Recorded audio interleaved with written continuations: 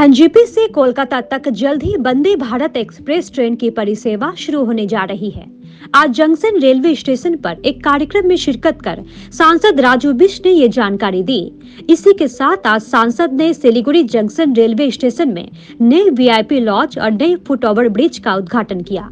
इस दौरान सिलीगुड़ी के विधायक शंकर घोष और रेलवे के आला अधिकारी मौजूद थे।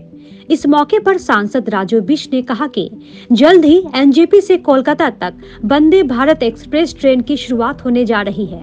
रेलवे मंत्रालय की तरफ से इस परिसेवा को शुरू करने के लिए अनुमति दी जा चुकी है।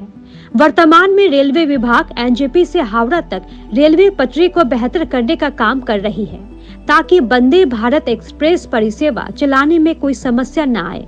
वंदे भारत एक्सप्रेस ट्रेन चलाने के लिए काम तेज गति से चल रही है। वर्ष 2023 के अंत तक वंदे भारत एक्सप्रेस परिसेवा एनजेपी से कोलकाता के लिए शुरू हो जाएगी। सांसद ने ये भी कहा कि मोदी सरकार में कुछ भी असंभव नहीं है।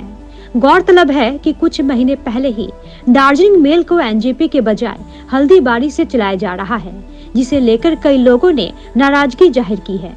लोगों की नाराजगी को देखते हुए रेलवे की तरफ से एक बड़ा बदलाव लाया गया है।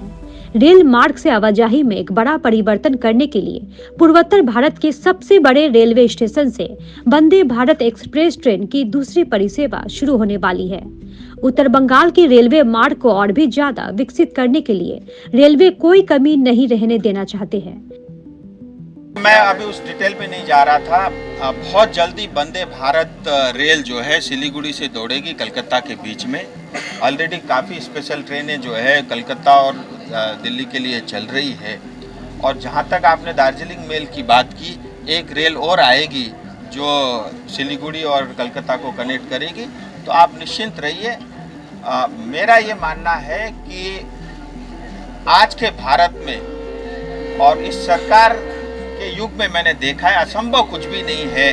जनता के लिए जो भी हितकारी होगा सब करेंगे। आप कल्पना करिए 1800 करोड़ का जो है एयरपोर्ट का नया टर्मिनल बन रहा है। नितिन गडकरी जी 1000 करोड़ की एक सड़क का उद्घाटन करके गए।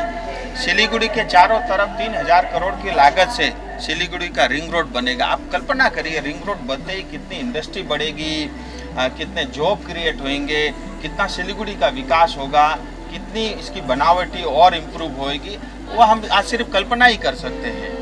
और इस तरह से जो है फुलबारी से लेकर के सिलीगुड़ी, आपका जो है गोरखपुर से लेकर के जो है ग्रीनफील्ड 30,000 करोड़ के लागत से हाईवे बन रहा है जो सिलीगुड़ी तक आएगा। ऐसे तमाम काम हो रहे हैं और मुझे नहीं लगता इससे पहले इतनी घोषणाएं और इतने एग्जीक्यूशन के काम हुए होंगे, और आज हो रहे हैं, ये दिख रहा है। हम सब के लिए जो है खुशी की बात है। देखिए ऐसा है कि मैं एग्जैक्ट डेट तो नहीं बोल सकता, रेलवे वाले ज़्यादा अच्छे से आपको बता पाएंगे, लेकिन मैं मंत्री जी से मिला था, उन्होंने इसकी स्वीकृति दी है और जनरल मैनेजर साहब ज़्यादा बता पाएंगे, क्योंकि उसकी प्रोडक्शन की भी एक लिमिट है और उसकी डिमांड आज ज़्यादा है, जो मैं अपने हिसाब से समझता हूँ। तो उस हिसाब से एक एक करके पूरा भारत अपना है, एक राष्ट्र श्रेष्ठ राष्ट्र हम सब का है। आवश्यकता के हिसाब से सब जगह वो शुरू हो रही है, हम सब आए दिन देखते हैं, तो हमारा भी नंबर आएगा, जल्दी आएगा। उसके सर्वे बहुत पहले भी हो चुका है, उसकी फिजिबिलिटी वर्कआउट हो रही है, और जितना मैं जानता हूँ कि मेरी नक्सलबाड़ी से बहुत आसानी से पहुँच सकता है।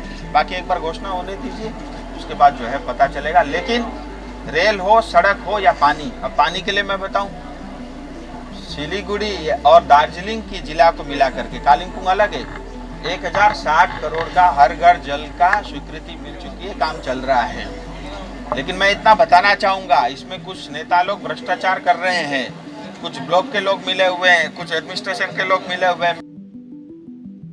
एक तरफ जहां वंदे भारत एक्सप्रेस चलाने की तैयारी चल रही है, वहीं सेवक से रंपो तक ट्रेन परिसेवा के लिए 2 टनल का काम पूरा हो चुका है।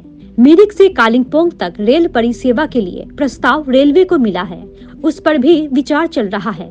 इस विषय पर पूर्वोत्तर सीमांत रेलवे के जनरल मैनेजर अंशुल गुप्ता ने कहा कि एनएफ रेलवे को 5 सर्विसेज मिलने का है, जिसमें एक सर्विस हम लोगों का न्यू जलपाईगुड़ी से मोस्ट प्रॉब्ली हावड़ा के लिए हम लोग चलाएं कोलकाता, जो हम लोगों का प्रस्ताव है।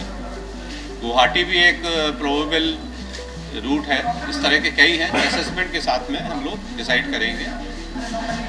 नंबर 2, उसकी जो मेंटेनेंस फैसिलिटीज़ हैं, क्योंकि सबसे इम्पोर्टेंट है वंदे भारत का मेंटेन करना, वो हम लोग यहीं पर सिलीगुड़ी में डेवलप करेंगे। उसके साथ में क्योंकि वंदे भारत क्योंकि हाई स्पीड की ट्रेन है, तो बहुत ज़रूरी है कि जो ट्रैक है हम लोगों का वो 130 किलोमीटर के लिए फिट हो जाए।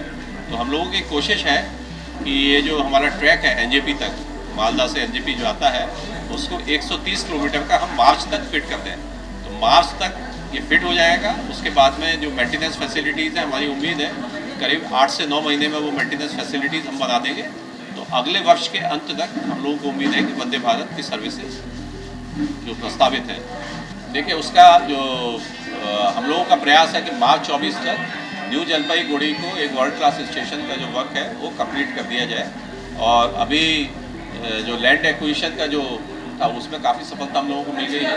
तो लैंड एक्वायर कर ली गई है। जो फेज़ 1 के जो वर्क हैं, अब फैसिलिटीज़ हैं वो हम शिफ्ट कर रहे हैं। आज जैसे मैं डिस्कस भी कर रहा था, जैसे पार्किंग को हम शिफ्ट करेंगे, यूटीएस पीआरएस को हम शिफ्ट करेंगे। जो लोकेशन जहाँ खाली होगी वहाँ रेलवे की जो नई स्टेशन बिल्डिंग शुरू होगी। साउथ एंड में जो बिल्डिंग का भी कार्य शुरू हो जाएगा, तो दोनों एंट्रीज हम लोगों की बनेंगी। ऊपर स्काई कोर्स आएगा, तो ये बहुत बड़ा एक महत्वाकांक्षी और एक वर्ल्ड क्लास बिल्डिंग जो आएगी, जो एयरपोर्ट को भी मात देगी। इस तरह की सुविधाएं मिलेंगी। एनक्रोचमेंट को हटाया जाएगा। मैं बार बार यही कहता हूँ कि जो अब जो कानूनी माध्यम है उसके द्वारा हम उसको हटाएंगे, क्योंकि जब वर्ल्ड क्लास फैसिलिटीज़ बनाते हैं तो हर एक नागरिक का ये हम लोगों का कर्तव्य है कि उसको वर्ल्ड क्लास सुविधा दी जाए। और उसमें जो भी रुकावट है या जो ऑथराइज नहीं है वो स्ट्रक्चर आते हैं, तो उसको जो न्यायिक प्रक्रिया के दौरान के थ्रू हम लोग हटाएंगे या शिफ्ट करेंगे।